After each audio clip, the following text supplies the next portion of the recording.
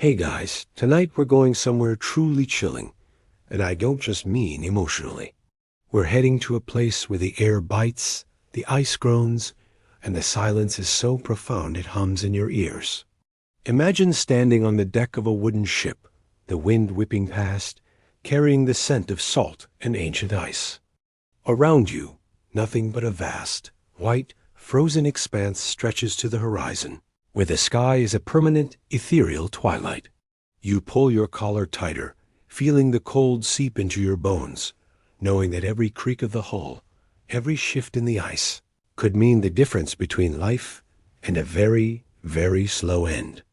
It's beautiful, yes, in a stark, terrifying way, but you probably won't survive this if you're not careful. This isn't just a story. It's an experience we're about to share. So before you get comfortable, take a moment to like the video and subscribe, but only if you genuinely enjoy what I do here. Let me know in the comments where you're tuning in from and what time it is for you. Now dim the lights, maybe turn on a fan for that soft background hum, and let's ease into tonight's journey together.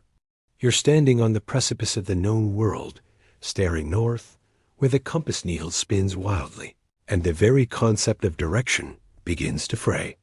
It's the mid-19th century, a time of grand ambition and unwavering belief in human progress. Steam engines are huffing across continents. Telegraph wires are beginning to hum with whispers of distant lands. And the British Empire, well, it's basically running the world with a stern but polite hand. But there remains one colossal geographic riddle, a passage fabled for centuries that promises a shortcut to the riches of the East. We're talking about the Northwest Passage. For generations, explorers had dreamed of this elusive sea route, a navigable channel winding through the frozen labyrinth of the Canadian Arctic archipelago, connecting the Atlantic and Pacific Oceans.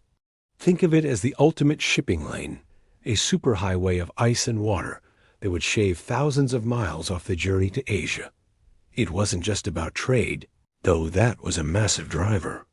It was about national pride, about planting the Union Jack in the most inhospitable corners of the earth, about proving that British ingenuity and grit could conquer anything, even the very forces of nature.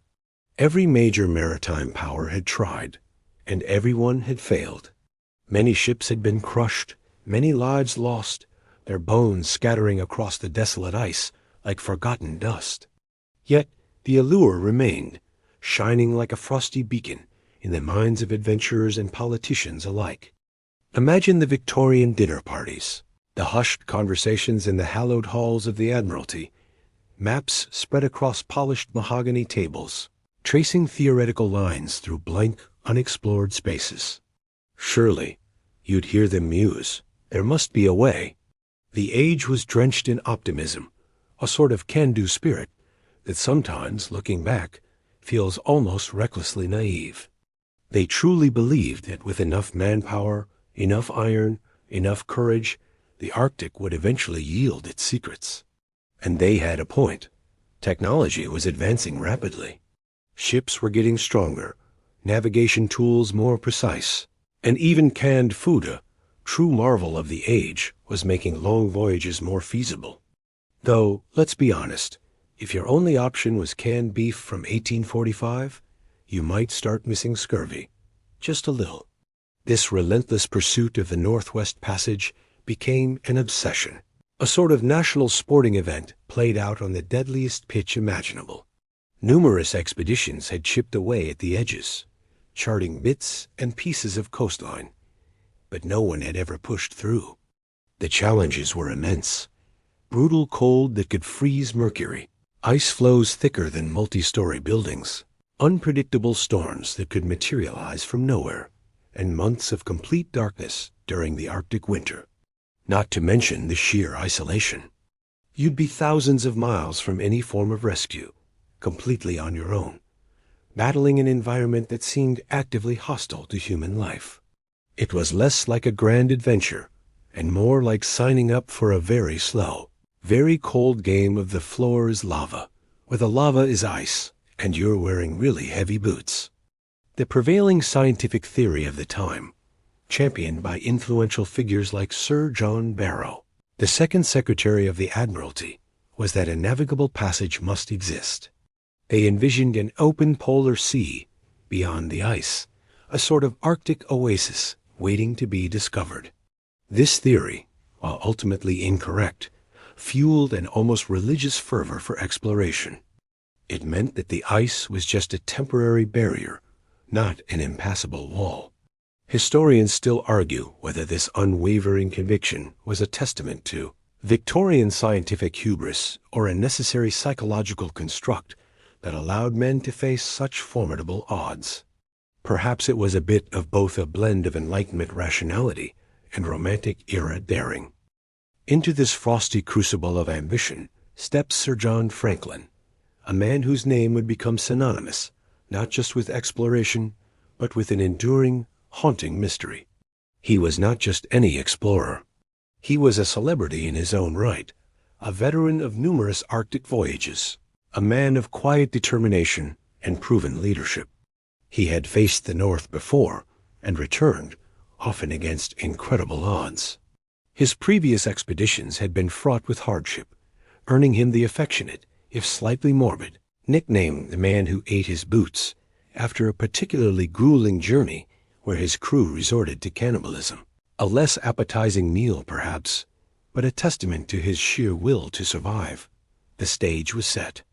The British public was clamoring for a definitive victory in the Arctic, and the Admiralty, ever keen to assert maritime dominance, was ready to provide the most advanced expedition ever conceived. This wouldn't be some small, tentative probe. This would be a full-scale assault on the Arctic's defenses, armed with the latest technology, provisioned for years, and led by a man with the trust of a nation. The stakes couldn't have been higher, the anticipation more palpable. You could practically feel the collective breath being held across the British Isles as the grand plan for the 1845 expedition began to take shape. Little did anyone know, this wasn't just a voyage of discovery. It was a one-way trip into the annals of legend, a journey from which only whispers and frozen ghosts would return. So you've got this vast, unforgiving frozen wilderness, and a nation absolutely itching to conquer it. Who do you send? Not some fresh-faced newbie, certainly. You send a titan, a seasoned veteran, a man whose name already echoes in the annals of exploration. You send Sir John Franklin. He wasn't just a naval officer. He was a living legend, a celebrity in an era before social media. His face, often depicted with a kindly, slightly plump expression, was instantly recognizable. He was the kind of guy who probably brought biscuits to meetings and always offered to help you parallel park. Born in 1786, Franklin's career was as long and winding as a fjord. He joined the Royal Navy at the tender age of 14, and almost immediately, he was thrown into the crucible of Napoleonic Wars.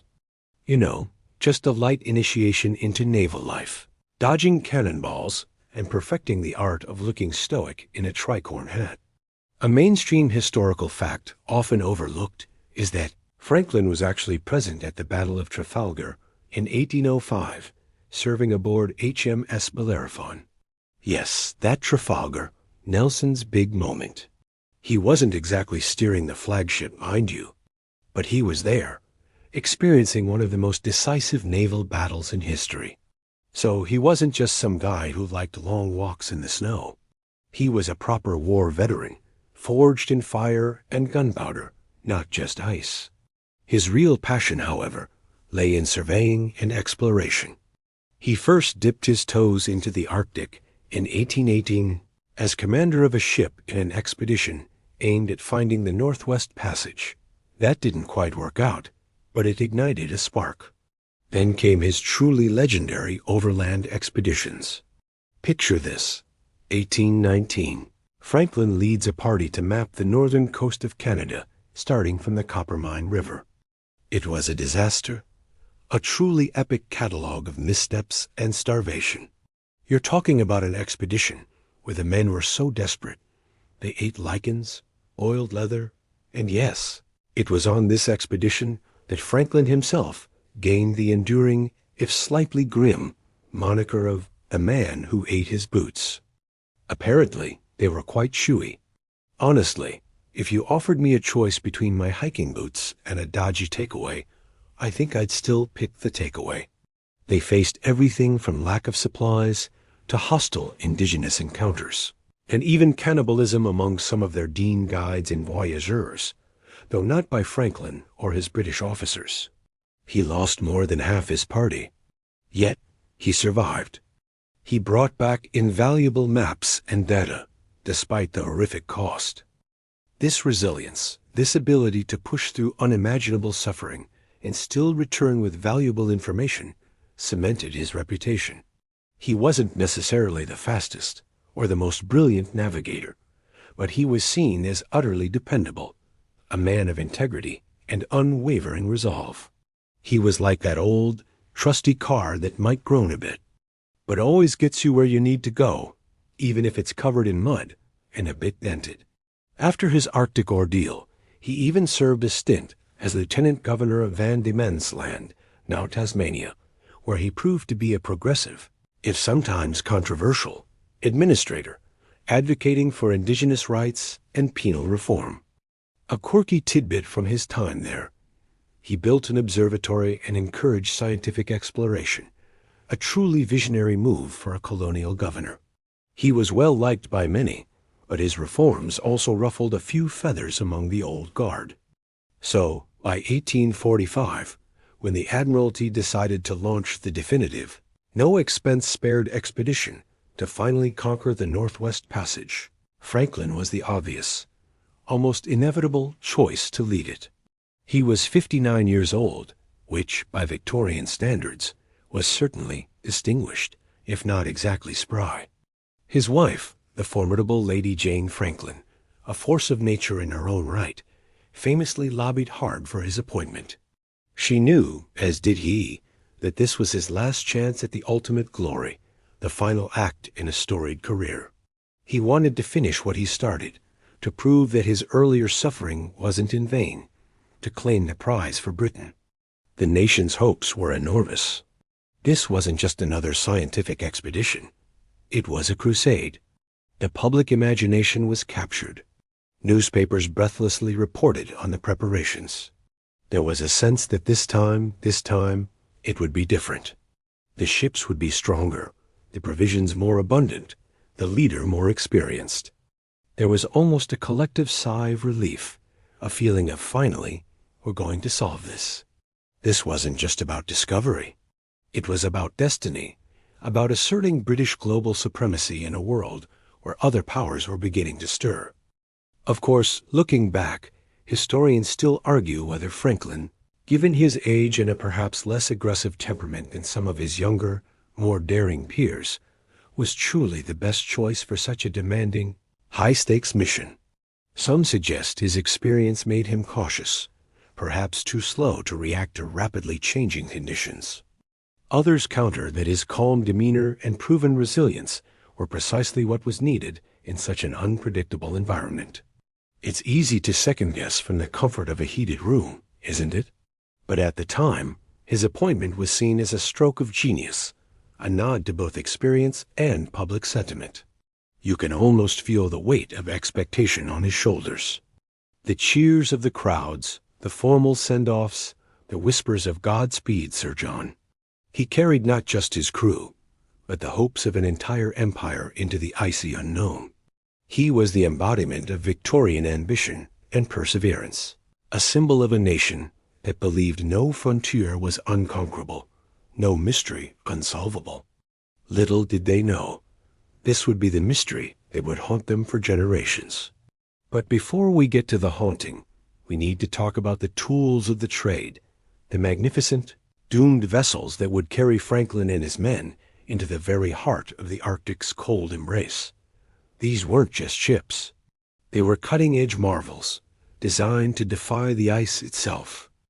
So you've got the grand ambition, you've got the legendary leader. Now you need the chariots for this icy quest. And these weren't just any ships. Oh no, these were the absolute pinnacle of naval engineering for their time. floating fortresses designed to chew through ice like a hungry beaver. We're talking about HMS Erebus and HMS Terror. Just the names alone give you a little shiver, don't they? Erebus, named after the primordial Greek deity of darkness, and Terror, well, that one's pretty self-explanatory. Not exactly names that inspire warm, fuzzy feelings, are they? More like, welcome to your doom. Please enjoy the complimentary frostbite. These weren't fresh off the shipyard for Franklin's expedition.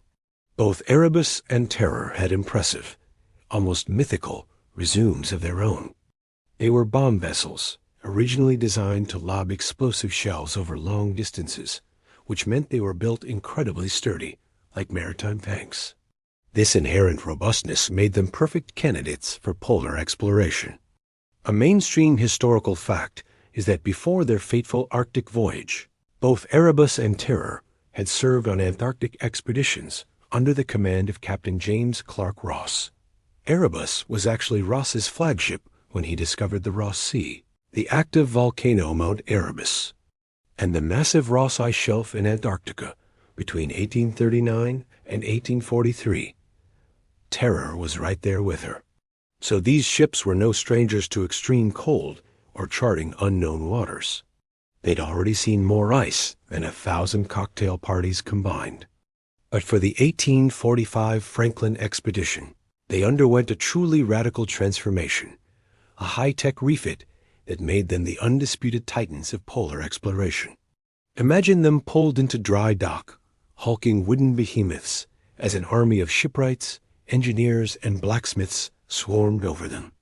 Their hulls were reinforced with massive oak timbers, making them twice as thick as a normal ship. They were clad in iron plating, particularly around the bows and along the waterline, specifically designed to protect against the crushing force of the ice. This wasn't just a lick of paint and new curtains. It was a full-body armor upgrade. You could probably drive a truck into their sides, and they'd just shrug. Not that you'd want to, of course. Trucks hadn't been invented yet. The most revolutionary addition, however, and a truly pioneering piece of technology for Arctic exploration, was the installation of steam engines. Now, these weren't the kind of sleek, powerful turbines you see today. These were repurposed railway locomotive engines, specifically bought from the London and Greenwich Railway. Imagine adapting a land-based train engine to power a ship through ice. It's a bit like trying to use a toaster to heat your house. Conceptually possible, but probably not the most efficient. Each ship got one, capable of generating about 20 horsepower, which doesn't sound like much, but it was enough to propel them at a respectable 4 knots in open water, and, crucially, to help them nudge through broken ice. These engines powered a retractable screw propeller. Yes, retractable. This was pure genius. When the ships hit solid ice or when they were sailing under wind power, the crew could hoist the heavy iron propeller up into a specially designed well in the stern, protecting it from being sheared off by the ice. This avoided the common problem of fixed propellers getting damaged in icy conditions. It was the maritime equivalent of those fancy car doors that tuck themselves in. Very cutting edge. A quirky tidbit: the coal bunkers for these engines could hold enough coal for 12 days of continuous steaming. That sounds like a lot, but in a multi-year expedition, it was really just enough for short bursts, for getting unstuck or navigating particularly tricky ice fields. Mostly, they'd still rely on good old-fashioned sails. The ships were also outfitted with a state-of-the-art heating system. No more just huddling around a rickety stove. They had steam pipes running throughout the ships, designed to keep the interiors warm, to melt ice, and even to provide fresh water by distilling sea ice. For a Victorian sailor, used to freezing in cramped, damp quarters, this must have felt like absolute luxury. They also carried an astonishing amount of provisions. Enough tinned meat, vegetables, and biscuits for 3 years. We're talking 60,000 pounds of tinned meat alone. Plus, libraries of books, scientific instruments, clothing, and all the tools needed for an extended stay in the world's most inhospitable environment. They even had a pigeon house on deck in case they needed to send messages home. The pigeons probably thought, "Oh, good, a vacation home. Wait, why is it so cold?" The total cost of equipping the expedition was staggering for the time, around £20,000, which would be millions today. This wasn't just a British government project. It was a symbol of national prestige. The Admiralty had spared no expense. They truly believed these ships, with their reinforced hulls and steam power, were invincible. They were the HMS Titanic of their day, if the Titanic were designed to hit icebergs instead of avoiding them. Well, that's not quite right, is it? The Titanic was designed to be unsinkable, but it didn't quite work out. These ships were designed to be uncrushable by ice, which is a subtle but important difference. Historians still argue whether the very robustness of the ships and the advanced technology they carried might have inadvertently contributed to the disaster. Did the crews become over-reliant on the steam engines, perhaps venturing deeper into treacherous ice than they would have with sail alone? Did the sheer volume of provisions, while necessary, make the ships less nimble or more prone to getting stuck? Was the steam heating system, while a luxury, potentially part of a larger problem of poor ventilation or the buildup of toxic fumes from burning coal? It's a fascinating chicken or egg question. Did the technology empower them or subtly doom them? Regardless of these debates, you can imagine the pride and confidence radiating from the crews as they boarded these magnificent vessels. They were sailing on the best the British Empire could offer, armed with the latest innovations, provisioned for years, and led by a man of legend. The public had every reason to believe this expedition would succeed where all others had failed. Erebus and Terror were not just ships. They were symbols of Victorian industrial might and unwavering belief in progress about to sail into an abyss that would swallow them whole, leaving behind a mystery that would fascinate and haunt generations. So, with Erebus and Terror magnificently refitted, stuffed to the gills with provisions, and boasting their cutting-edge, if slightly clunky, steam engines, the stage was set. You can almost hear the buzz of anticipation, the murmuring of the crowds, a sense of collective breath being held across the British Isles. This wasn't just a ship sailing. This was an empire launching its hopes and dreams into the unknown. The grand departure took place on May 19, 1845. A mainstream historical fact is that HMS Erebus and Terror set sail from Greenhithe, Kent, on the River Thames. Imagine the scene. Thousands of spectators lining the banks, waving handkerchiefs, cheering themselves hoarse. Naval dignitaries, politicians, and scientific luminaries gathered to see them off. The air would have been thick with the smell of coal smoke, brine, and probably a generous dash of Victorian optimism. The ships, pristine and gleaming, with their freshly painted hulls and towering masts, looked every inch the conquerors. It was a spectacle of national pride, a symbol of British might steaming majestically down the river. You'd have seen grizzled old sailors wiping a tear from their eye, while youngsters looked on in awe, dreaming of adventure. Some poor soul probably brought a picnic basket, only to find the ships had already cast off. Classic. Franklin himself, accompanied by his second-in-command Captain Francis Crozier on Terror, and a total complement of 129 officers and men across both vessels, was undoubtedly feeling the weight of expectation. But he also carried the quiet confidence of a man who had faced the Arctic before and survived. This time, he had the best possible tools for the job. The initial leg of the voyage was, by all accounts, smooth sailing. After leaving the Thames, they made their way north, hugging the coast of Scotland, then cutting across the North Atlantic towards Greenland. They stopped briefly in the Orkney Islands to take on fresh water and provisions, and some of the crew even took the opportunity to send letters home, full of high spirits and optimism. "We are all well and hearty," one sailor likely wrote, "and expect to be home in 3 years with the passage discovered." Little did they know those would be some of the last communications from the expedition. As they pushed further north, they entered the treacherous waters of the Davis Strait, the busy shipping lane between Greenland and Baffin Island. This was whale territory, a harsh, unforgiving region where hardy Scottish and Inuit hunters plied their trade. A quirky or fringe tidbit from this part of the journey involves the final contact with the expedition. In late July 1845, the Erebus and Terror were spotted by two whaling ships, the Prince of Wales and the Enterprise, in Baffin Bay, off the west coast of Greenland. The whalers exchanged pleasantries and supplies with Franklin's ships. It's house reported that some of Franklin's men even complained about the quality of the canned provisions, a rather ironic complaint, considering the eventual fate of the expedition and the role those very cans would later play in the mystery. Imagine complaining about lukewarm tea right before embarking on a journey to the ends of the earth. Priorities, right? This final sighting is a crucial mainstream historical fact. It was the last confirmed visual contact with the expedition by Europeans. After that, they sailed into the vast white void. The whalers described the ships as still all well and in good spirits, having just enjoyed some fine fresh mutton. There was no hint of the nightmare that was soon to unfold.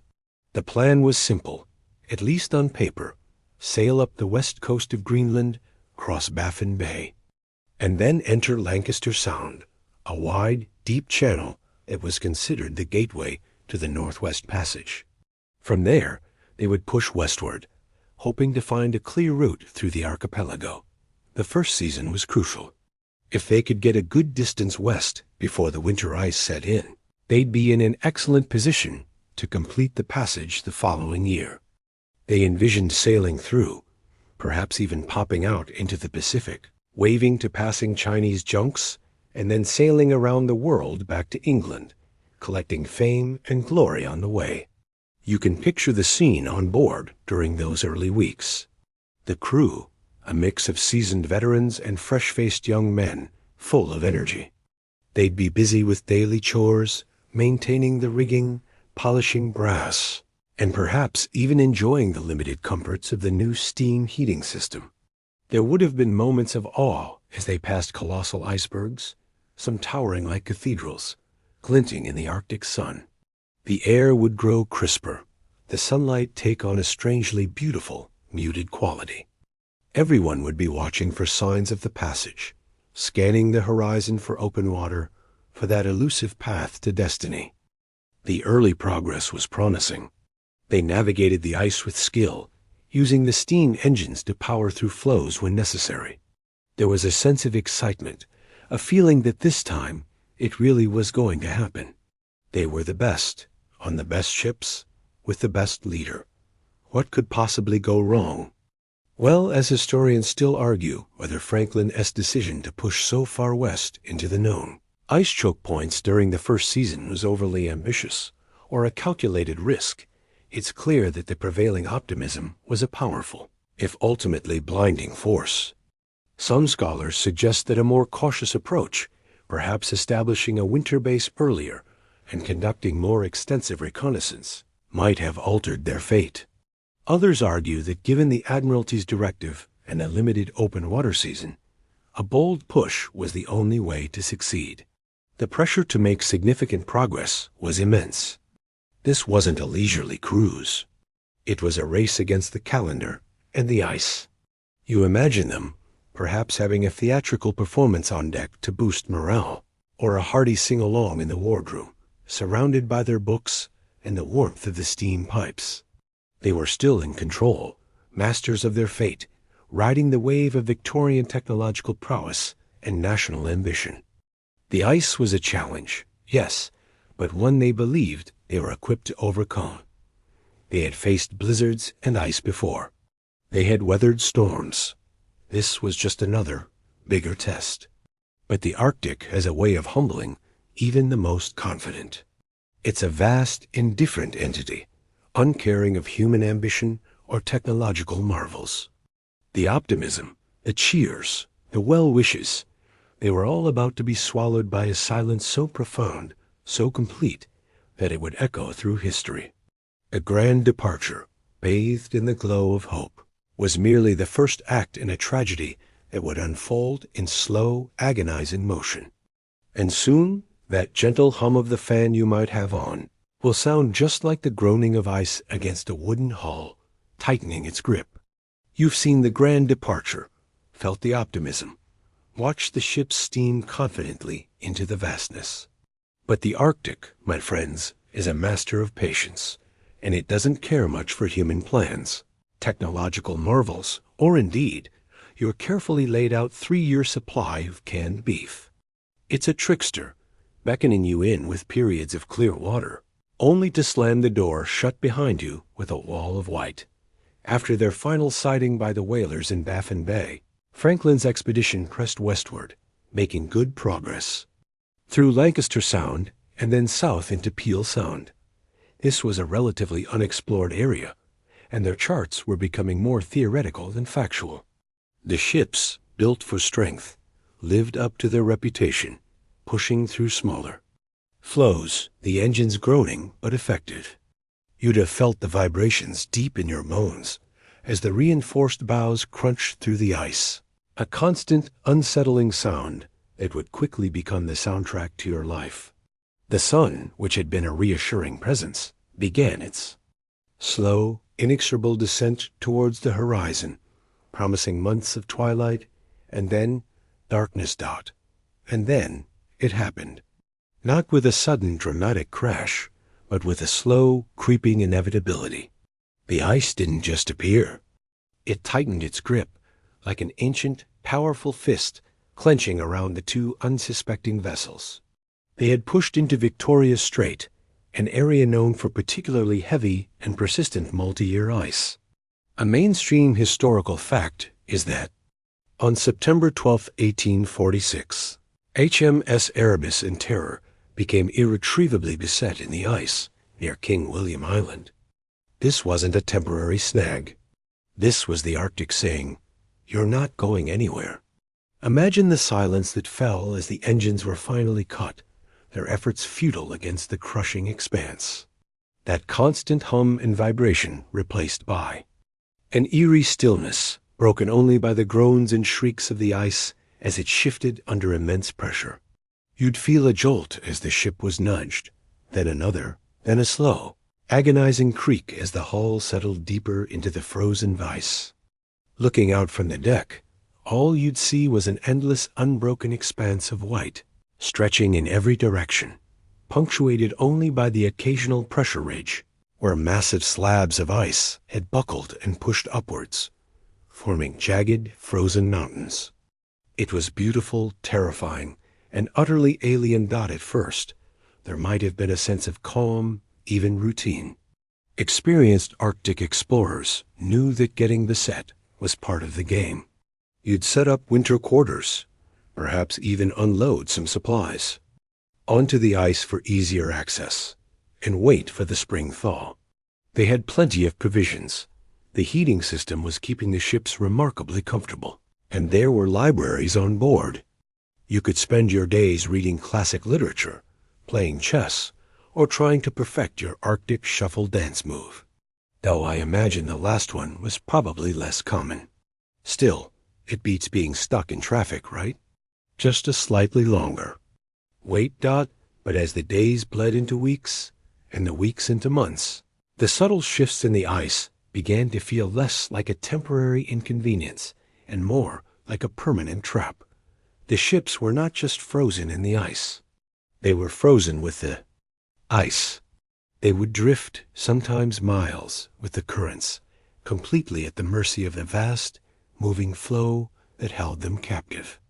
It was like being on a very slow, very cold, very dangerous lazy river ride, except the river might decide to chew you up. The sun became a memory, a fleeting arc above the southern horizon that grew lower each day until it vanished entirely.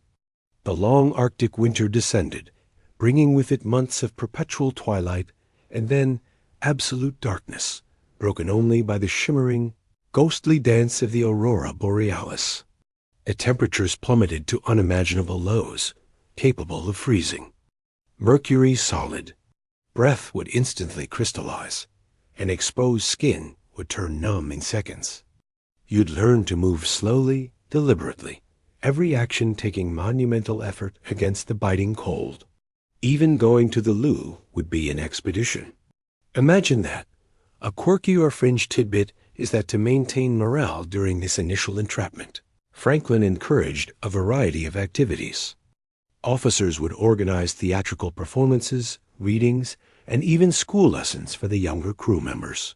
They had a small, portable organ on board, and music would often fill the otherwise silent, frozen air. They also organized sporting. Events on the ice, like racing on improvised skates or playing a primitive form of ice hockey. Imagine a bunch of Victorian gentlemen slipping and sliding on a frozen Arctic Ocean, trying not to lose their top hats. It sounds comical, but it was a desperate attempt to maintain a semblance of normal life, to fight off the psychological toll of endless darkness and isolation. The human mind, you see, craves stimulation, even in the most desolate circumstances. Problem was, this wasn't just a winter, it was the winter. They had chosen a particularly bad year for ice conditions. Unknown to them, the Arctic was experiencing a period of exceptionally severe cold and heavy ice, making their chosen route through Victoria Strait virtually impassable. Historians still argue whether the severity of the ice they encountered was an anomaly that doomed them regardless of their decisions, or if their choice of a more westerly route was a fatal error in judgment. Was it just bad luck, or a strategic blunder? Perhaps a bit of both, a confluence of unprecedented environmental conditions and a plan that pushed the limits of what was feasible. As the first winter wore on, the crew would have settled into a grim routine. Watches were still kept, though. The purpose shifted from navigation to monitoring the ice, listening for the groans of pressure ridges, the telltale sounds of their prison shifting. Fresh water, once plentiful, became a daily challenge, requiring teams to cut and melt ice.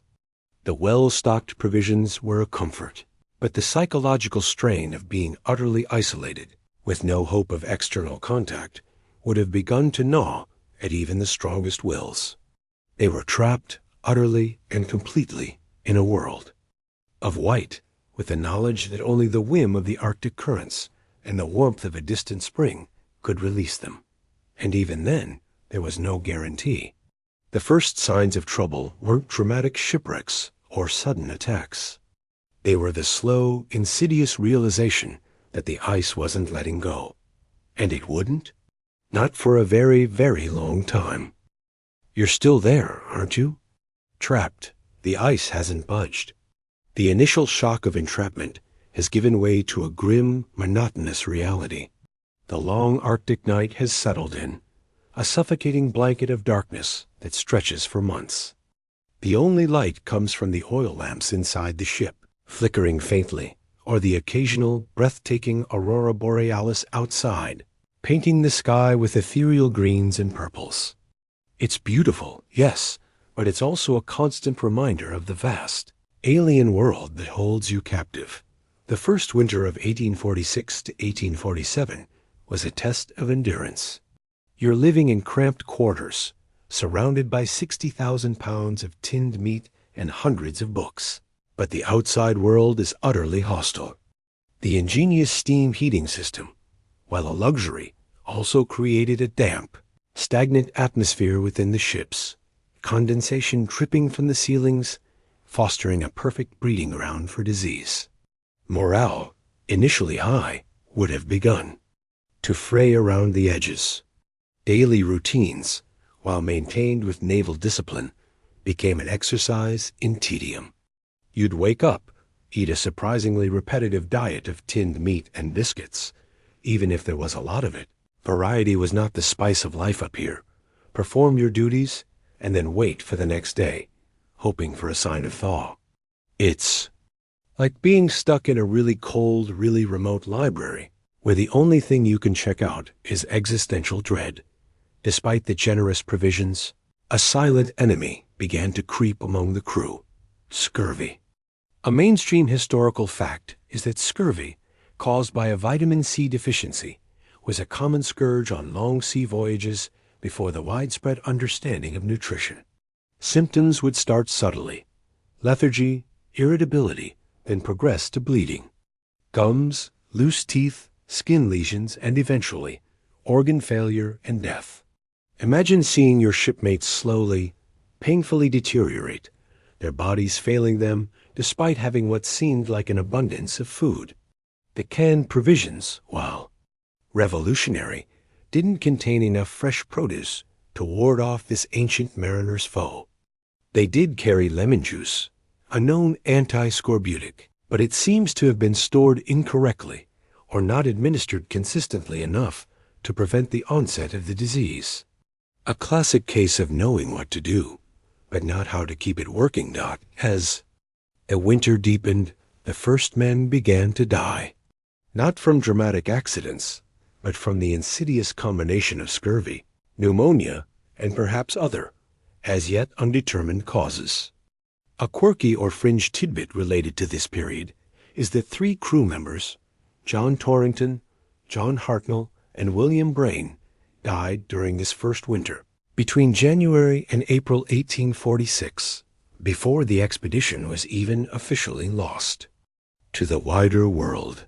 Their graves, meticulously dug into the permafrost on Beechy Island, where the ships had briefly wintered before getting fatally stuck, were eventually discovered by search parties. The bodies, remarkably preserved by the cold, offered the first chilling clues to the expedition's fate, providing direct evidence of the suffering they endured. They were found with headstones, a testament to the order and care the crew maintained, even as their situation became dire by the spring of 1847. The ice hadn't loosened its grip. The sun returned, a welcome sight, but it only revealed the crushing reality of their predicament. The ships remained firmly embedded, drifting slowly with the ice flow. Hope for a swift release began to dwindle, replaced by a growing sense of foreboding. Franklin, ever the stoic leader, would have tried to maintain spirits, perhaps by encouraging more expeditions onto the ice for surveying or hunting, but the psychological toll of their continued imprisonment would have been immense. It's one thing to be stuck for a few months. It's another to realize a whole year has passed, and you're still in the exact same frozen spot, miles from anywhere. Then came the second winter, 1847 to 1848. This was the real turning point, the period where desperation truly set in. The novelty of theatrical performances and ice hockey would have long worn off.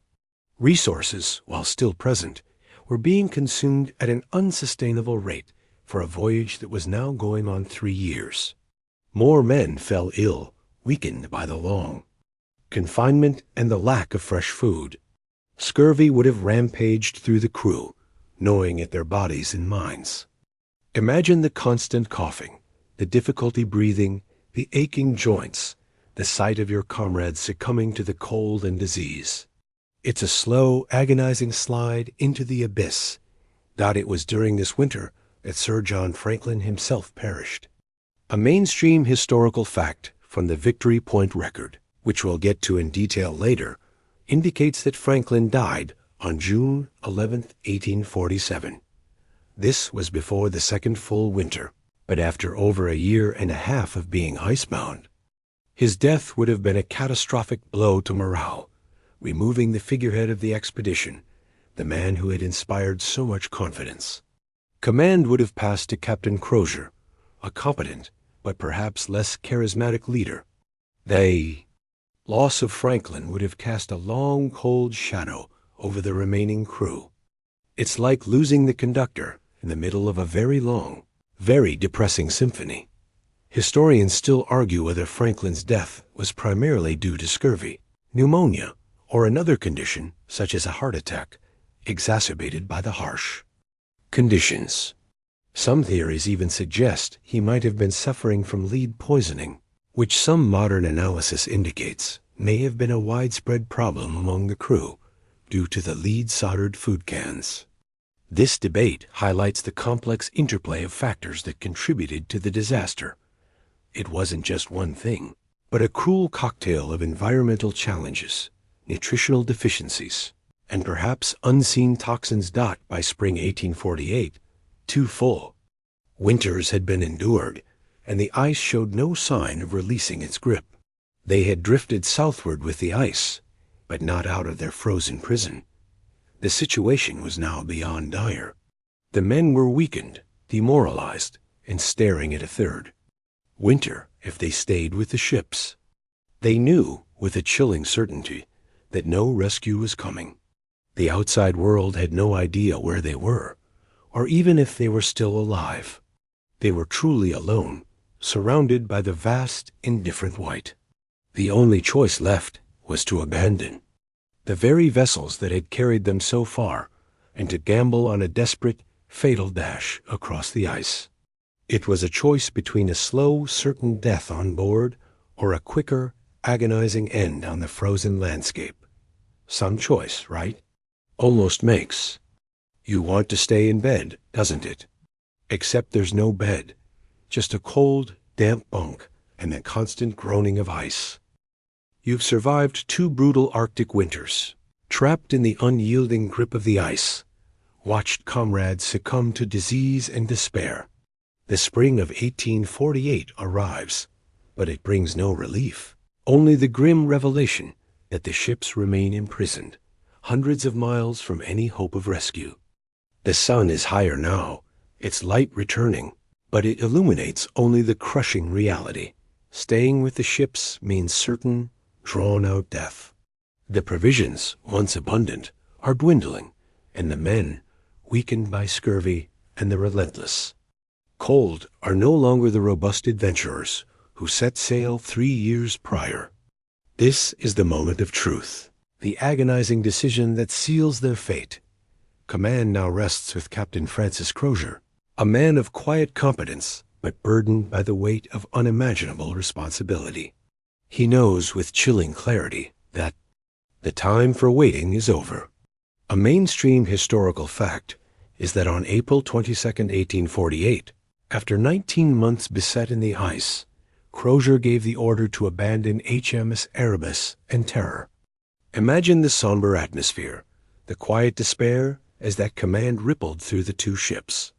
These magnificent vessels, symbols of British power and technological prowess, were now to be left behind, sacrificed to the Arctic's indifference. It must have been a gut-wrenching moment, a complete capitulation to the forces of nature, admitting defeat after so much struggle. It's like abandoning your perfectly good car because you've driven it onto an ice floe, and now it's drifting towards the edge of the world. The plan was desperate, born of necessity and a dwindling supply of options. The remaining 105 officers and men would attempt an overland march south, dragging heavy sledges laden with supplies, boats, and whatever personal effects they could carry. Their destination? The Great Fish River, now known as Back's Fish River, hundreds of miles away on the Canadian mainland. This river was a known route, charted by earlier explorers, and it theoretically offered a path to warmer climes and potential rescue by indigenous groups or Hudson's Bay Company outposts. They clung to this slender thread of hope, this distant beacon of salvation. Preparations for the march would have been a frenzy of grim activity. Every man would have been tasked with selecting what they could carry, what was truly essential for survival. This is where things get a little curious. A quirky or fringe tidbit, gleaned from later archaeological finds, reveals the incredibly strange assortment of items the men chose to haul on their sledges. Alongside essentials like tents, bedding, medical supplies, and more food, search parties later found evidence of incredibly heavy, non-essential items, fine porcelain plates, elaborate silver cutlery, heavy books, including theological texts, and even a collection of silk handkerchiefs. One sledge was found to contain a full set of silver plate, including candelabras. It's as if they were preparing for a very slow, very cold picnic. Rather, than a desperate dash for survival. Historians still argue whether this was a sign of the men's physical and mental deterioration, a delusional attempt to maintain the illusion of civility in the face of savagery, or simply a misjudgment of what would truly be useful on such a trek. Perhaps they were so accustomed to the comforts of their ship, they couldn't fathom leaving their treasured possessions behind. Or perhaps, in their weakened state, they simply couldn't make rational decisions about weight versus utility. You can almost hear Crozier yelling, "No, not the gravy boat, Jenkins." Imagine pulling these monstrously heavy sledges, each weighing hundreds of pounds, over jagged ice, through deep snow, battling unforgiving winds. You'd feel the raw burn-in. Your muscles, the constant drag on your shoulders, the relentless ache in your back. Every step would be a monumental effort, a testament to sheer willpower. The ice, even in spring, would be treacherous, sometimes soft and slushy, sometimes hard and slippery, sometimes broken into chaotic fields of pressure ridges that had to be painstakingly navigated or hacked through. It was not a flat, easy path. It was an obstacle course designed by a particularly cruel deity. The men, already weakened by scurvy and exposure, were in no condition for such a grueling ordeal. Many would have been suffering from extreme fatigue, joint pain, and the mental fog that accompanies severe nutritional deficiencies. You'd see the vacant stares, the shuffling gaits, the slow, labored breathing of men pushed to their absolute limits. Frostbite would have been a constant threat, claiming fingers, toes, and noses, turning exposed skin black and brittle. Arctic had slowly stripped them of their strength, their vitality, their very humanity, leaving behind skeletal shadows of their former selves. The journey began with a desperate hope, but it quickly devolved into a nightmare. They carried their 2 ship's boats on sledges, hoping to use them once they reached open water or the river, but these heavy wooden vessels only added to the immense burden. Every few miles, a man would collapse, unable to go on. There would be no dramatic rescue, no heroics, just the slow, cold embrace of exhaustion. Each loss would be a profound blow to the collective morale, a stark reminder of their own encroaching mortality. The expedition's own record, found later at Victory Point on King William Island, states that on April 25, 1848, just 3 days after abandoning the ships, 9 officers and 15 men had already died. That's 24 men gone in less than 3 years, before the overland march had even truly begun. And the vast majority of these were during the extended entrapment. It paints a chilling picture of the toll the ice had already exacted. The note, found in a cairn, calmly states that Sir John Franklin died on June 11, 1847, and that the ships were abandoned. It's a message written with a quill dipped in desperation, a final, stoic testament to their grim reality. Historians still argue whether the decision to head south towards the Great Fish River was the correct strategy, given their weakened state and the known difficulties of the terrain. Some suggest that attempting to reach known whaling grounds to the north or east, though a longer sea journey, if they could only break free, might have offered a better chance of encountering rescue. Others contend that the land route, though arduous, offered a fixed destination and the promise of fresh water and game once they reached the river system. It's a debate of damned if you do, damned if you don't, illustrating the impossible choices faced. By men caught in an inescapable trap, you can almost feel the increasing desperation with each heavy step. The weight of the sledges, the biting wind, the endless white landscape, and the haunting knowledge that every day more men would fall. This wasn't exploration anymore. It was a death march, a desperate gamble against the most formidable opponent imaginable, the unforgiving, indifferent Arctic itself. And it was a gamble they would lose, spectacularly and tragically.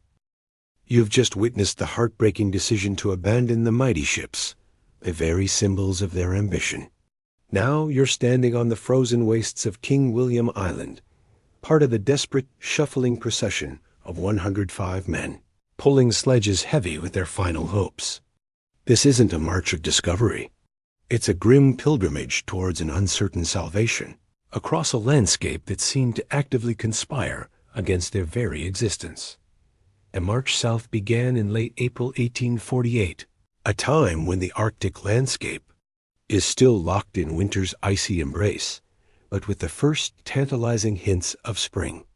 You're trudging over rough, uneven terrain, a mix of frozen tundra, jagged ice formations, and patches of deep, energy-sapping snow. Every step is an effort. You feel the constant pull of the sledge harness on your shoulders, the biting wind cutting through your inadequate clothing. Your breath condenses into icy plumes. Your eyelashes might even freeze together. Your boots, designed for naval decks, not endless ice fields, are perpetually wet and frozen, your feet aching and prone to frostbite. Imagine trying to walk for hundreds of miles with perpetual chilblains and soggy socks. Delightful. Their progress was painfully slow. A few miles a day, maybe, if they were lucky. The sledges, laden with their bizarre mix of necessities and oddities, remember, that silver cutlery, were impossibly heavy. They would have to be repeatedly unloaded and reloaded, dragged over pressure ridges, or ferried across melt pools that were starting to form as the sun gained a little strength. Each day, the men grew weaker, their bodies ravaged by scurvy, their minds clouded by exhaustion and hunger. The initial hope, that faint flicker of optimism, would have been extinguished by the crushing reality of their situation. The mainstream historical fact here is that the remains of many of Franklin's men, along with their scattered equipment, were discovered by subsequent search expeditions, most notably by Francis Leopold McClintock's expedition in 1859. McClintock's findings, including the crucial Victory Point record, provided the first concrete evidence of the expedition's fate. He and his team found graves, skeletal remains, and countless artifacts strewn along the presumed line of their march, essentially mapping out their agonizing death spiral. It was a macabre trail of breadcrumbs, except the breadcrumbs were human. Bones and abandoned gear, the discoveries painting a vivid, horrifying picture. They found remnants of makeshift camps, tools, partially eaten food, and personal items. They also found the two large ship's boats, one mounted on a sledge, approximately 60 miles south of the abandoned ships. One boat contained 2 skeletons. One identified as an officer, presumably Harry Goodseer, an assistant surgeon. Within the boat, they found watches, guns, a Bible, and an astonishing amount of fine clothing, more books, and even a silk handkerchief.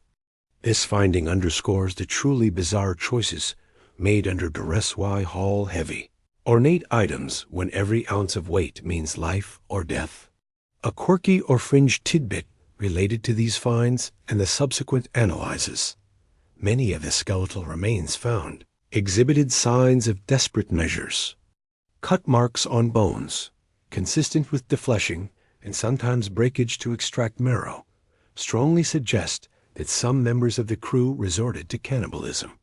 While not universal among the remains, the evidence points to it occurring as a last, horrific resort. Imagine the depths of starvation that would drive men, disciplined Royal Navy officers and sailors, to such an unthinkable act. It's a chilling detail that shatters any romantic notions of heroic suffering, replacing it with the stark reality of raw animal desperation. This isn't a dinner party. This is the final, unspeakable act of survival. The men would have started dying rapidly along this desperate trek. They weren't simply succumbing to the cold. Their bodies were giving out from scurvy, starvation, and lead poisoning. Remember the lead-soldered cans? Recent scientific analysis of remains from the Beechy Island graves and other later finds has shown alarmingly high levels of lead in the bones and hair of crew members. This suggests chronic lead poisoning was rampant, potentially causing cognitive impairment, debilitating stomach pain, weakness, and exacerbating the effects of scurvy. Historians still argue whether lead poisoning was a primary cause of death, contributing significantly to the crew's weakened state and poor decision-making, or if it was merely one of many factors in a multifaceted disaster that included starvation, exposure, pneumonia, and scurvy. It's a complex medical mystery layered onto a historical one. You'd see the procession thin out day by day. One man would stumble, fall, and simply not get up.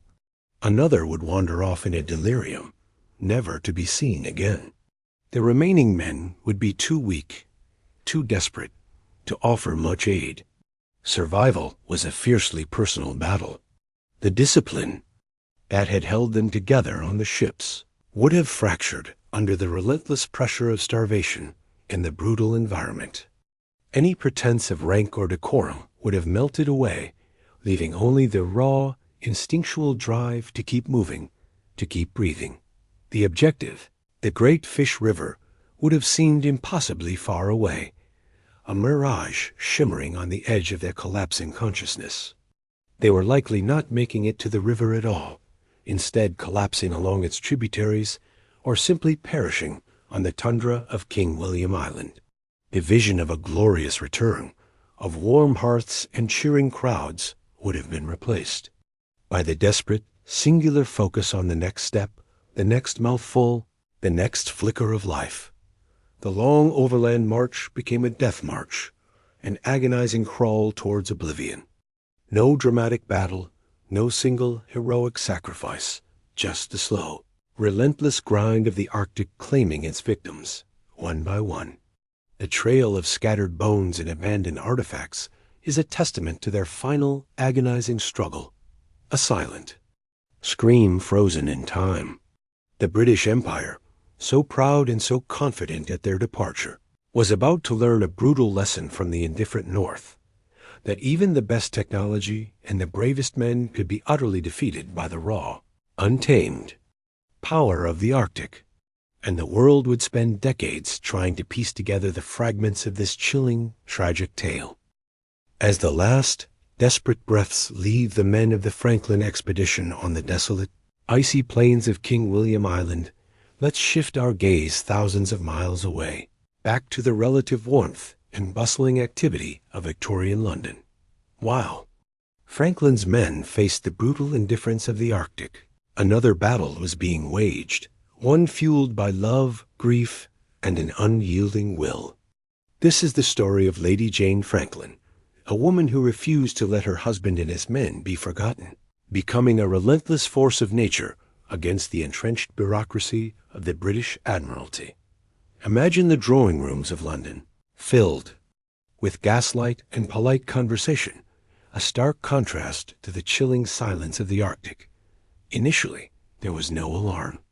The expedition was provisioned for 3 years, and explorers were often delayed. But as 1848 stretched into 1849 and then 1850, with no word, no sign, the quiet concern turned into public outcry. The British public, who had cheered Franklin's departure, now demanded answers. Where were their heroes? Into this growing storm of anxiety stepped Lady Jane Franklin. She was no shrinking violet, no demure Victorian wife, content to wring her hands by the fireplace. A mainstream historical fact is that Lady Jane Franklin personally funded and organized multiple search expeditions, spending a significant portion of her personal fortune and raising funds from others, after the Admiralty had all but given up hope. She was a formidable intellect, well-traveled, and fiercely independent. You could say she was the original Karen, but for a truly noble cause, and with actual power and charisma. Her campaign to find her husband was legendary. She badgered politicians, wrote countless letters to newspapers, appealed to the public's sense of duty and patriotism, and lobbied anyone with an ounce of influence. Imagine trying to get anything done with bureaucracy, and then imagine doing it in 1850s England as a woman. It was a Herculean task, but she possessed an almost terrifying determination.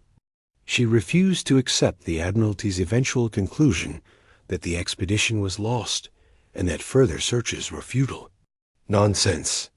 You can almost hear her declare, probably while sipping tea that was anything but lukewarm. She published impassioned appeals in newspapers, commissioned poems, and even traveled to foreign capitals, urging other nations, including the United States, to launch their own search efforts. It was partly thanks to her efforts that an American expedition, led by Elisha Kent Kane, went north in 1853, though they didn't find Franklin. A quirky or fringe tidbit is that she became so famous and so famously persistent that she was satirized. In popular culture, often depicted as a tiny, tenacious woman pulling along a giant Royal Navy ship with a single thread. Some saw her as a nuisance, others as a saint, but no one could ignore her. She was a one-woman public relations machine, tirelessly keeping the Franklin mystery alive in the public consciousness. She truly was the original social media influencer, but with actual influence and no TikTok dances. When the Admiralty formally abandoned the search in 1854, declaring the men lost, Lady Franklin did not waver. Instead, she intensified her efforts. She poured her remaining personal fortune into equipping a private expedition. This was an astonishing act of defiance and devotion. She knew that if anyone was going to find answers, it would have to be her. She hired Captain Francis Leopold McClintock, a seasoned Arctic explorer, to lead her final desperate venture. She supplied him with detailed instructions, based on all the intelligence she had painstakingly gathered over the years from Inuit accounts and other search parties. McClintock's expedition, aboard the small steam yacht Fox, departed in 1857. This was the one. This was the search that would finally unravel the chilling truth.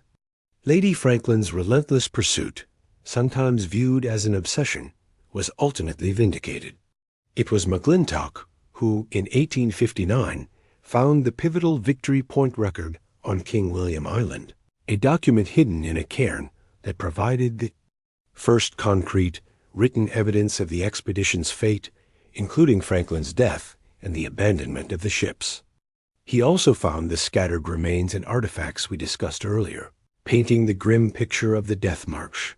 The news, when it finally reached England, was devastating. The official confirmation of Franklin's death, the loss of all 129 men, and the horrific details of their final struggle, it sent a shockwave through the nation.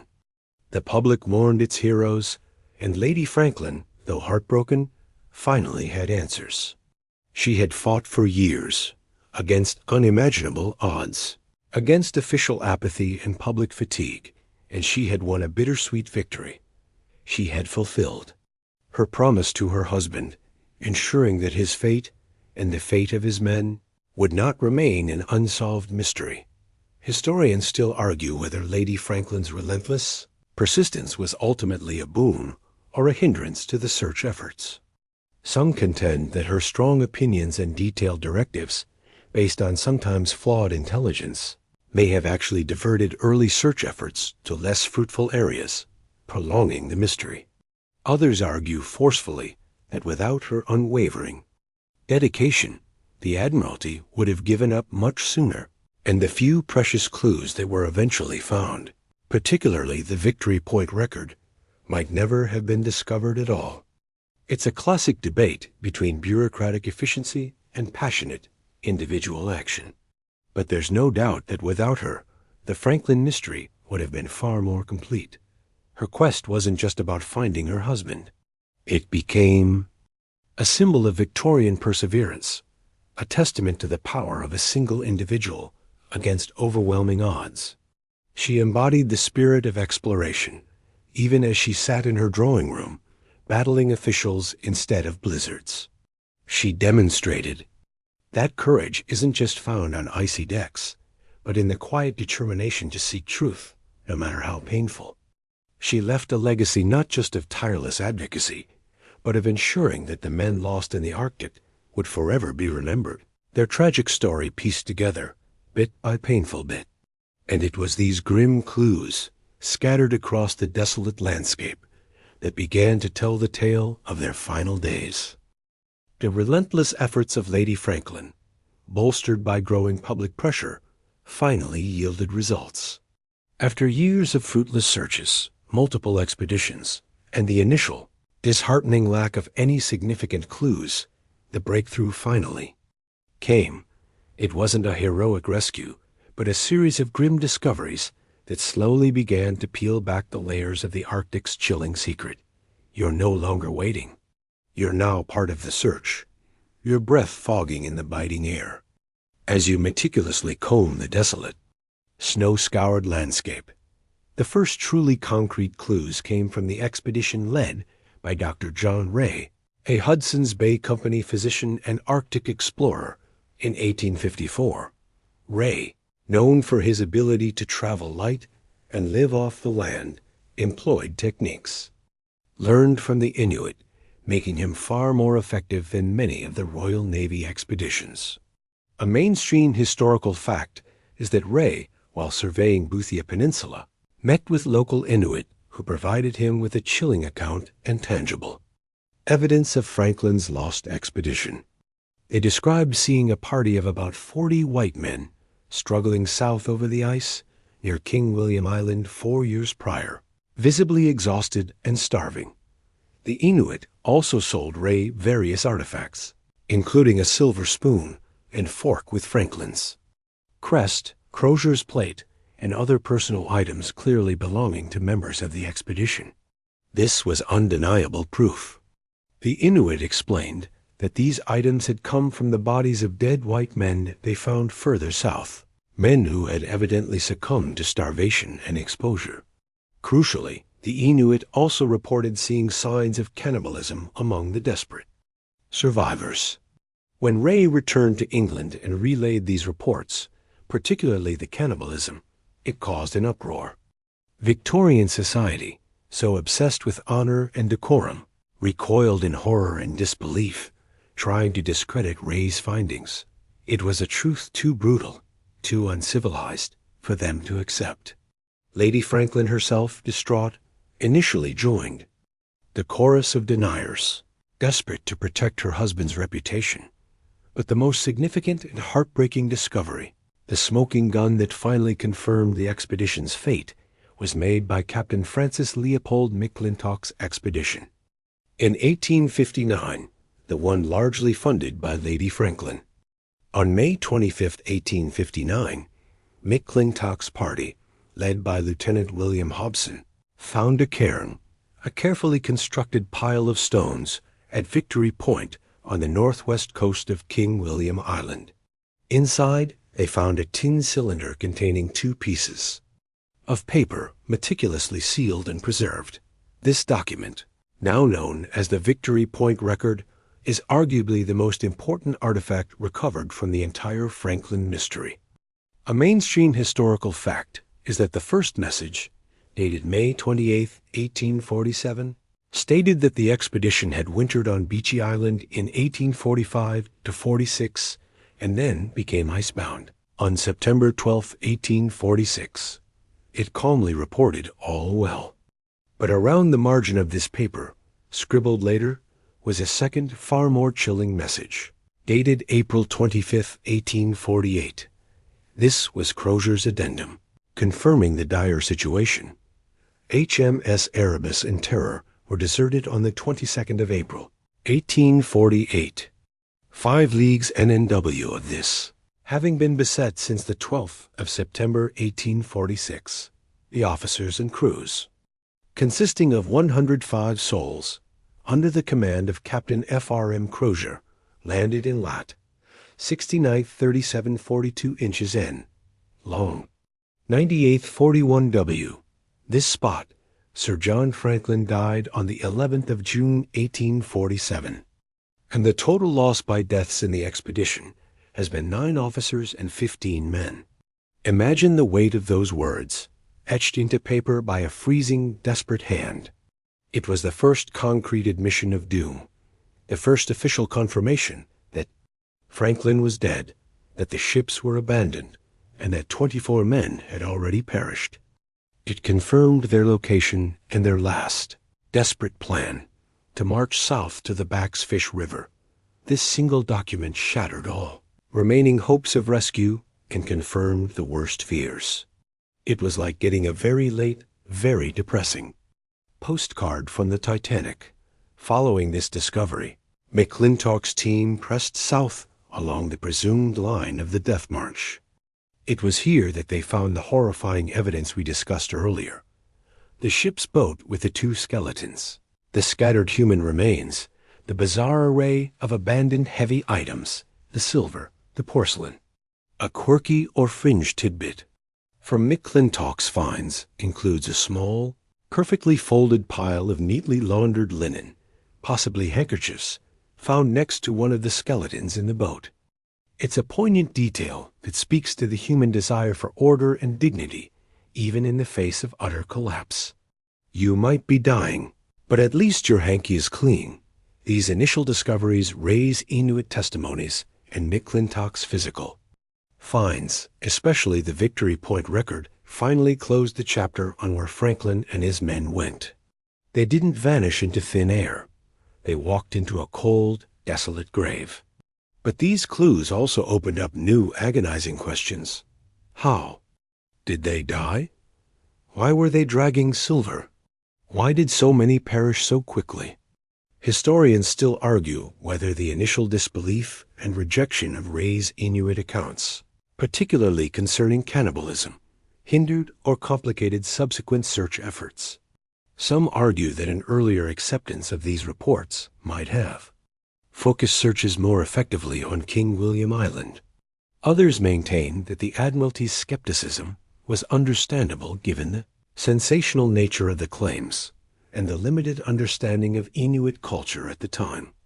It's a sad reminder of how cultural bias can obscure crucial truths. The grim findings from these early search expeditions laid bare the tragedy. They offered a stark, unromanticized view of survival pushed beyond its limits. The heroic veneer of Victorian exploration was stripped away, revealing the raw, brutal reality of human suffering in an indifferent landscape. But the pieces of the puzzle were far from complete. While these discoveries told us what happened, the why remained shrouded in mystery, leading to decades of scientific debate and further exploration. And the most compelling witnesses, the true survivors of the Arctic, were yet to fully share their story. The scattered bones and written records from the first search expeditions told a horrifying story, but it was far from complete. The silence of the Arctic had been broken, but its full tale remained elusive. The most vital pieces of the puzzle, the true narrative of what happened to Franklin's men in their final desperate days, would emerge not from official reports or scientific analyses, but from the oral traditions and memories of the people who actually lived in that unforgiving landscape, the Inuit. You're no longer just an observer.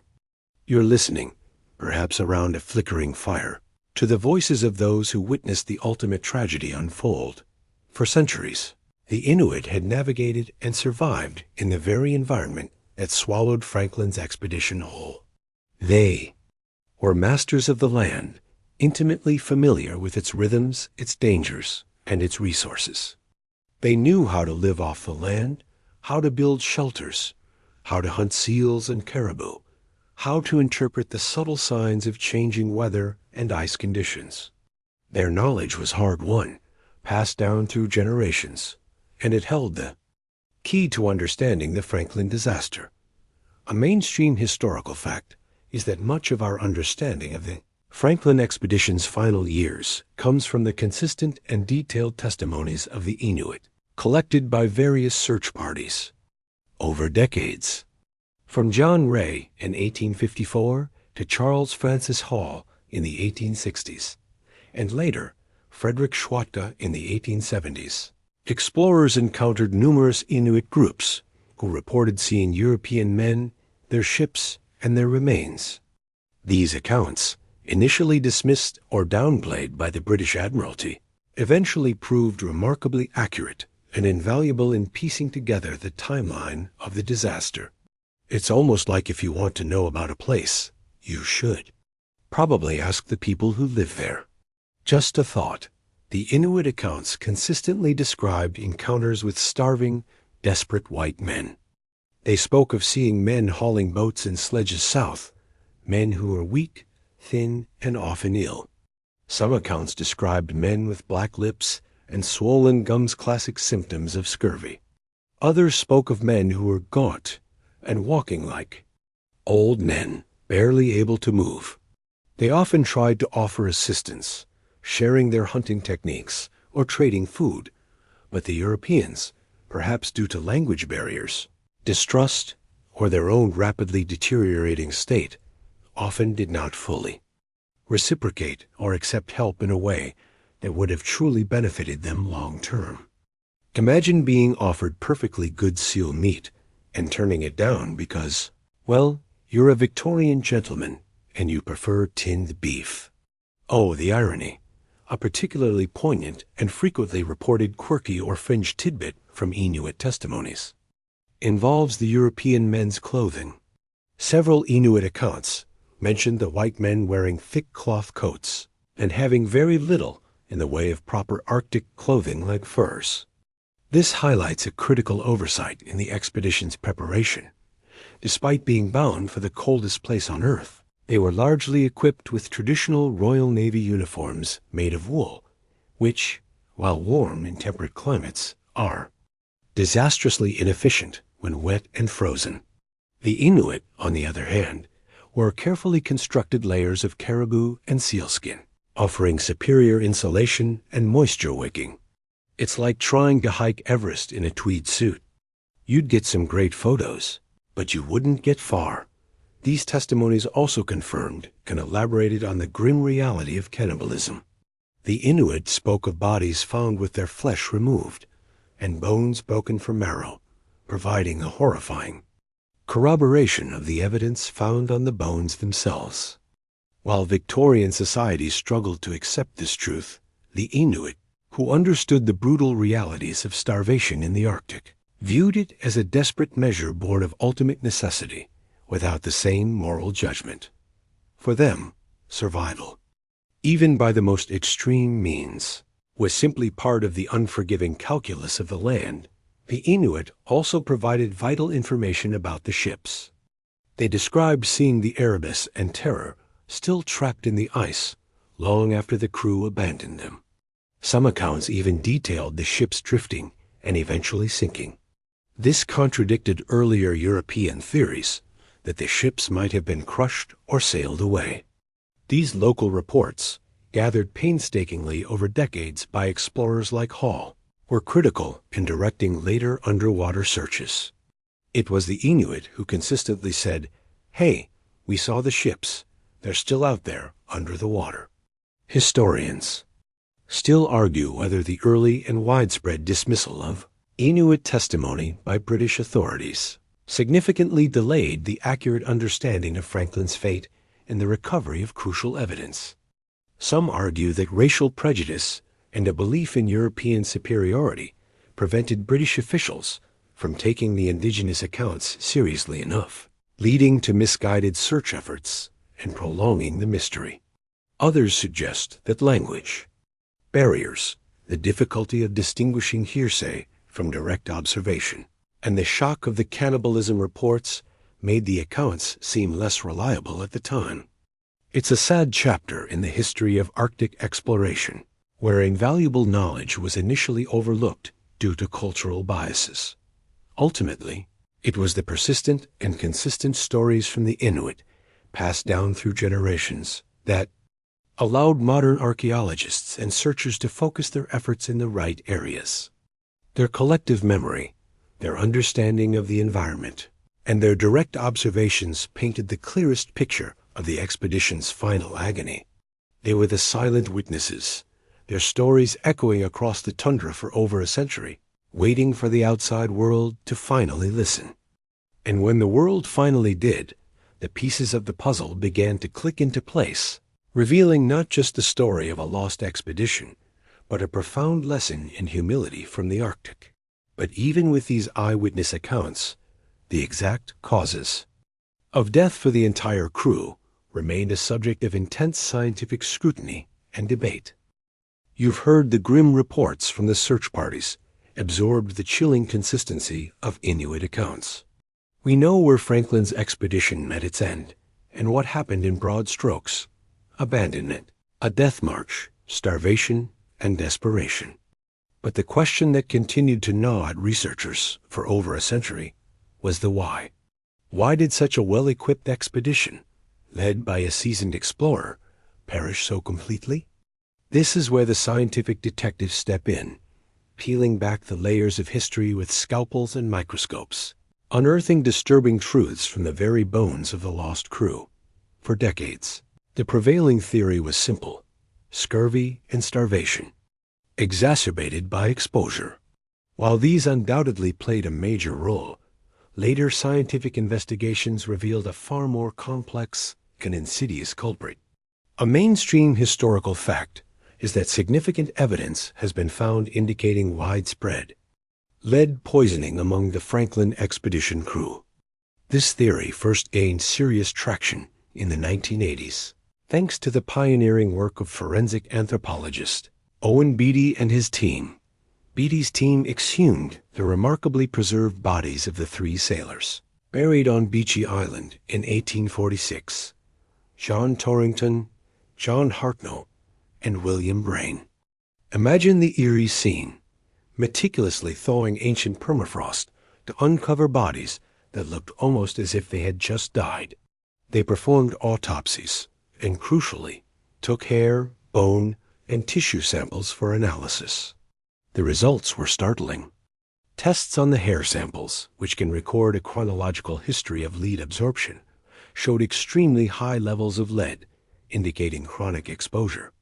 The lead levels found were 10 to 20 times higher than what is considered normal for that period. That's not just a little bit of lead. That's "you're probably seeing things and your stomach hurts all the time" levels of lead. Where did all this lead come from? The prime suspect quickly emerged: the expedition's canned food. A quirky or fringe tidbit is that the cans of food, a cutting-edge provisioning technology for the time, were sealed with lead solder. The process used was crude and often left thick globs of lead solder on the inside seams of the cans, directly exposed to the food. The theory is that as the acidic food, like tinned vegetables or fruit, sat in the cans for years in varying temperatures, it leached lead from the solder. It was essentially a ticking time bomb, slowly poisoning the men with every meal. Imagine you're starving, and the very food you're eating to survive is actively killing you. Talk about adding insult to injury. Lead poisoning, or plumbism, has a nasty array of symptoms. It can cause severe abdominal pain, colic, extreme fatigue, weakness, joint pain, neurological damage leading to confusion, delirium, and even madness. It also exacerbates the effects of other diseases. Imagine men already weakened by scurvy and experiencing the excruciating pain and mental clouding of lead poisoning. This could have significantly impaired their judgment, decision-making abilities, and physical endurance during the crucial final phase of the expedition, the overland march. It might explain why they seemed unable to adapt, why they dragged incredibly heavy, useless items, and why they were so utterly unable to save themselves. The lead poisoning theory sparked a vigorous scientific debate. Historians still argue whether lead poisoning was the primary cause of death or merely a significant contributing factor among many. Some scholars contend that while lead levels were high, the immediate causes of death were still likely scurvy, pneumonia, and hypothermia, with lead poisoning just weakening the men. Others argue that the cognitive impairment from lead poisoning could have directly led to fatal errors in judgment, making it a critical, if indirect, cause of the overall disaster. It's a complex medical historical puzzle. Was it the bullet? or the fact that they couldn't dodge the bullet because they were dizzy from the lead. Other theories have also been explored. Some suggest that botulism from poorly preserved canned food might have played a role, though concrete evidence for this is scarce. Tuberculosis, a common disease in crowded naval vessels of the era, is also thought to have contributed to the death toll. The damp conditions on the ships, even with the steam heating, would have been ripe for respiratory illnesses. The water distillation system on the ships, using lead pipes, has also been implicated as a potential source of lead poisoning, though later research suggested that canned food was likely the more significant factor. Whatever the source, the consistent finding of high lead levels in the remains is a stark reminder that even the most advanced technology of the day could carry unforeseen risks. It's a bit like how we look back at some of our own cutting-edge materials today and wonder what future generations will find in our bones. Probably glitter, knowing me. The scientific analysis of the Franklin crew's remains continues to this day. Advances in forensic science, DNA analysis, and chemical testing allow researchers to extract more and more information from tiny fragments of bone and hair, painting an ever more detailed, if grim, picture of their final suffering. These scientific investigations moved the Franklin mystery beyond speculation, grounding it in empirical evidence, revealing a tragedy far more complex than a simple tale of men lost to the ice. It showed that the environment wasn't the only killer. Sometimes, the very things meant to sustain you can become instruments of your doom. And these revelations made the eventual discovery of the ships themselves even more poignant and vital. For over 160 years, HMS Erebus and Terror were ghosts of the Arctic, legendary ships swallowed by the ice, their exact resting places a persistent, tantalizing mystery. Despite numerous search expeditions, both official and private, following McClintock's initial discoveries, the physical wrecks themselves remained elusive, lost somewhere beneath the shifting ice and deep, cold waters. You've heard the grim story of the men. Now, imagine the thrill, the almost unimaginable excitement, when the vessels themselves finally emerge from their icy tomb. It's like finding Atlantis, but colder and with more lead poisoning. The modern search for Franklin's ships was a monumental undertaking, blending cutting-edge technology with the enduring wisdom of the Inuit. It wasn't one massive effort, but a series of painstaking, collaborative expeditions primarily led by Parks Canada, often working with Inuit communities and private foundations. The Canadian government, spurred by both historical interest and a desire to assert sovereignty over its Arctic territories, made the search a national priority. A mainstream historical fact is that the wreck of HMS Erebus was discovered on September 7, 2014, by a Parks Canada expedition using an autonomous underwater vehicle, AUV. This was a truly astounding moment, the culmination of decades of effort and hundreds of years of mystery. The discovery was announced by then Prime Minister Stephen Harper, sending shockwaves of excitement and vindication through the scientific and historical communities worldwide. It was like the world finally exhaled a breath it had been holding since 1845. The key to this discovery lay not just in technology, but in the invaluable persistent knowledge of the Inuit. Remember those Inuit accounts we talked about? For generations, they had spoken of a large wooden ship sinking in the waters west of King William Island. These oral traditions, often dismissed by earlier European explorers, proved to be remarkably accurate. A quirky or fringe tidbit of the Erebus discovery is that the exact location was provided by an Inuit ranger named Sami Kogvik, who recalled seeing a large wooden mast sticking out of the ice in an area not previously searched. His recollection, passed down through his family, proved to be the final, crucial puzzle piece that allowed the Parks Canada team to pinpoint the search area. Imagine all those years of high-tech sonar and scientific mapping, and then it comes. down to someone saying, "Oh yeah, I saw something shiny over there." It's a wonderful testament to the power of local knowledge. The discovery of Erebus was momentous, but the terror remained hidden. However, the success with Erebus spurred even more intense efforts. And then, 2 years later, another incredible breakthrough. On September 3, 2016, the Arctic Research Foundation, using their research vessel Martin Bergman and also guided by Inuit knowledge, discovered the wreck of HMS Terror in a well-protected bay off King William Island. This discovery was even more surprising than Erebus's, as Terror was found much further north and in much deeper water than many had expected. Almost perfectly preserved, imagine the images. Sonar scans revealing the unmistakable outline of a wooden ship, then underwater cameras plunging into the frigid depths, illuminating a ghostly hulk perfectly upright on the seabed. Masts broken but largely intact, decks eerily silent, as if awaiting the return of its crew. It's a surreal, almost sacred sight, like a time capsule from a bygone era. The ships, once lost to the ages, were now brought back into the light, ready to tell their silent story. The condition of the wrecks was astounding. Erebus, while more exposed to currents and partly scavenged by marine life, was still substantially intact. Terror, however, found in much deeper, calmer water and likely covered by sediment relatively quickly, was almost perfectly preserved. Doors were closed, windows were intact, and even some glass panes were still in place. It looked as if the crew had simply walked off, leaving everything behind, only for the sea to gently embrace their vessel.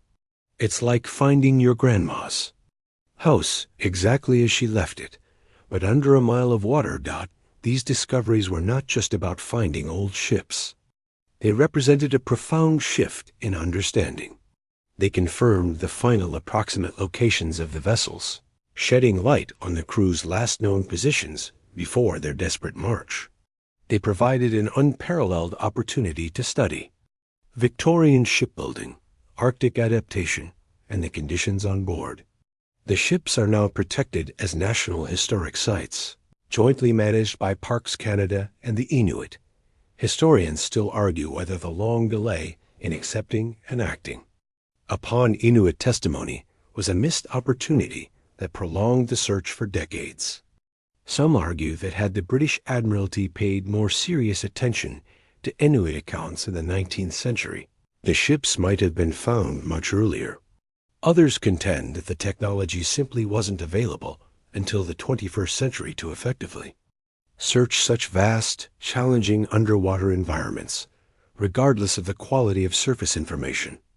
It's a debate between the value of traditional knowledge and the necessity of technological advancement, a fascinating interplay of human insight and mechanical capability. The rediscovery of Erebus and Terror was more than just a historical triumph. It was a moment of profound connection, bridging the gap between past and present, between mystery and understanding. It promised to reveal secrets held captive by the Arctic for over a century and a half, allowing us to finally step onto those ghostly decks and piece together the final moments of Franklin's lost expedition. And what those secrets are, from the depths of those cold, silent hulls, is the next incredible chapter. You've seen the images, the haunting outlines of HMS Erebus and Terror resting on the seabed, perfectly preserved time capsules from a bygone era. But finding them was just the beginning. The real magic, the true unraveling of the Franklin mystery, happens when skilled underwater archaeologists begin to meticulously explore these submerged worlds, bringing long-lost secrets back into the light. It's like a real-life, much colder version of Indiana Jones and the submerged ship of doom. Since their discovery, Parks Canada's underwater archaeology team, often working with Inuit partners, has conducted multiple seasons of exploration and recovery at both wreck sites.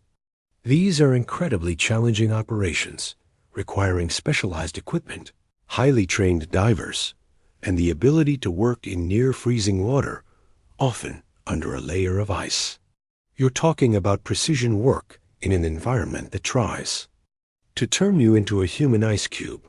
The sheer volume and quality of the artifacts recovered are astonishing. A mainstream historical fact is that thousands of artifacts have been recovered from both HMS Erebus and Terror, providing an unprecedented window into the daily lives of the Franklin crew and the final moments of their expedition. Imagine diving into a ship that sank 170 years ago and finding objects still in place, almost as if they were waiting for their owners to return. From Erebus, which lay in shallower, more dynamic waters, archaeologists have recovered everything. From personal effects like buttons and boot soles to scientific instruments, navigation tools, and even parts of the ship's rigging. Each artifact tells a story, a tiny piece of the human drama that unfolded on board. Think about it.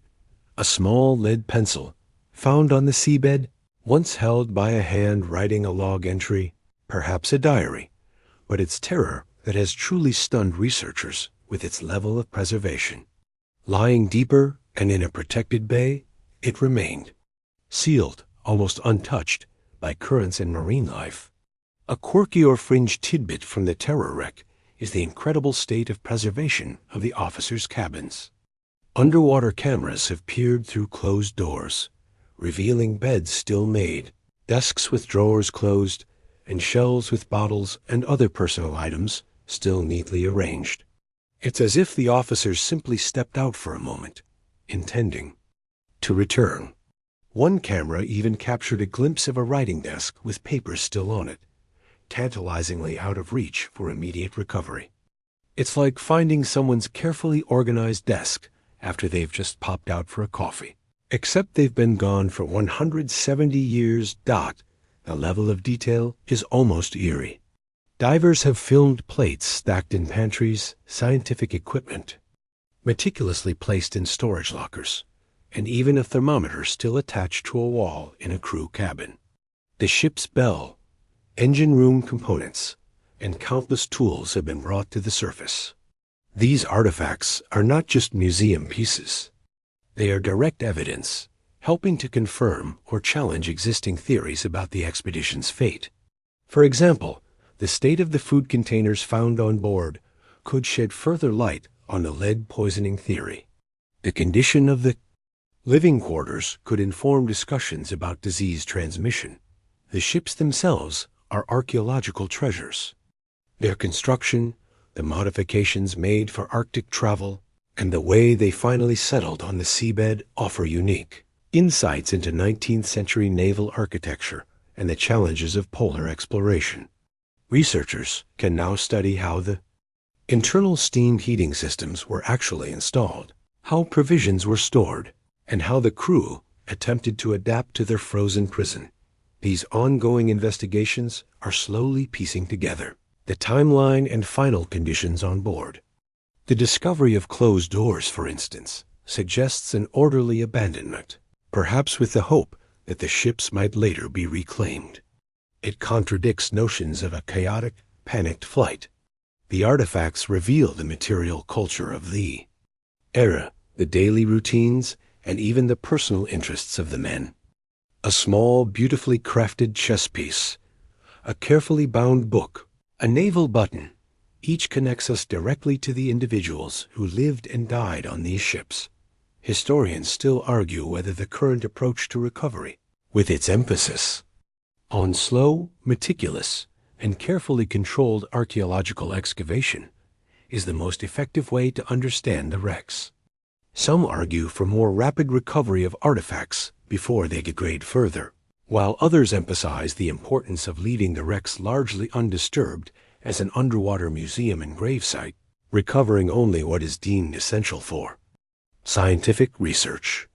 It's a delicate balance between preservation, research, and respect for the final resting place of 129 souls. The secrets from the depths are still emerging. Every new artifact, every high-resolution image, every piece of data from the wrecks adds another layer to our understanding of the Franklin disaster. These discoveries are not just closing a historical chapter.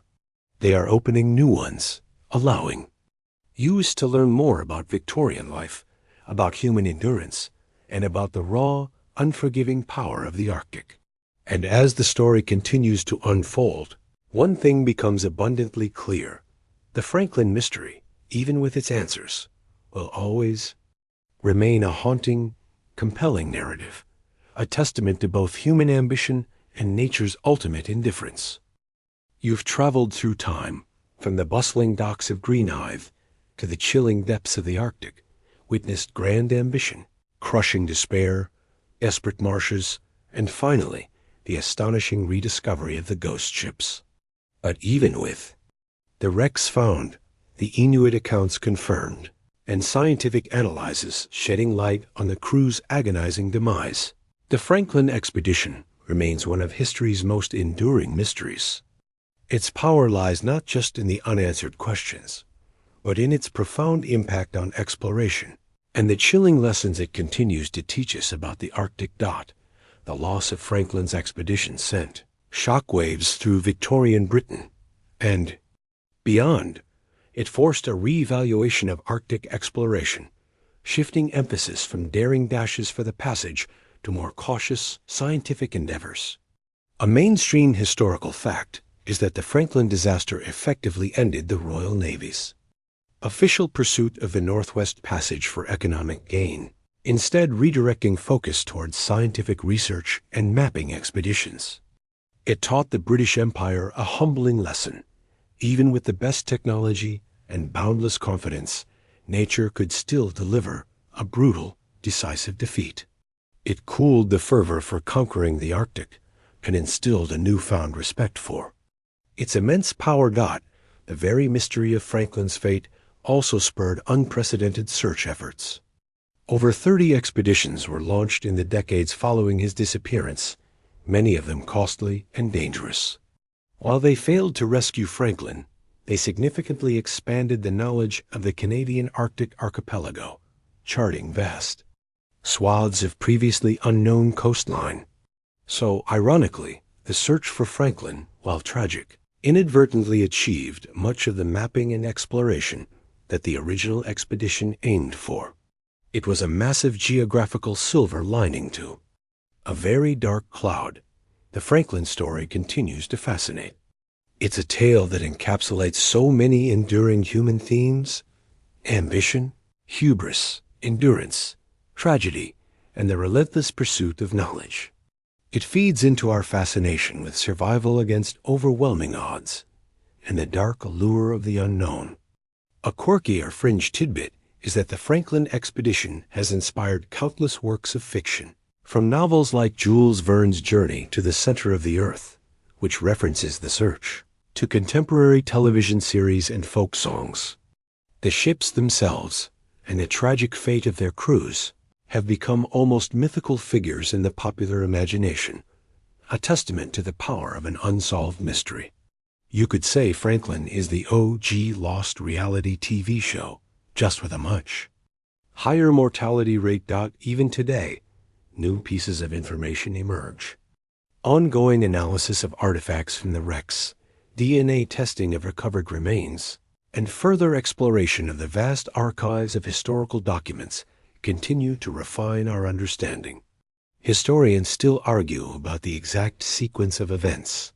In the final desperate days on King William Island, was there a single defining moment of collapse, or a slow, agonizing disintegration? Were some men stronger? Did they last longer? The exact motivations behind certain decisions, like the bizarre selection of items for the overland trek, remain open to interpretation and debate. The very fact that these questions persist keeps the flame of fascination burning.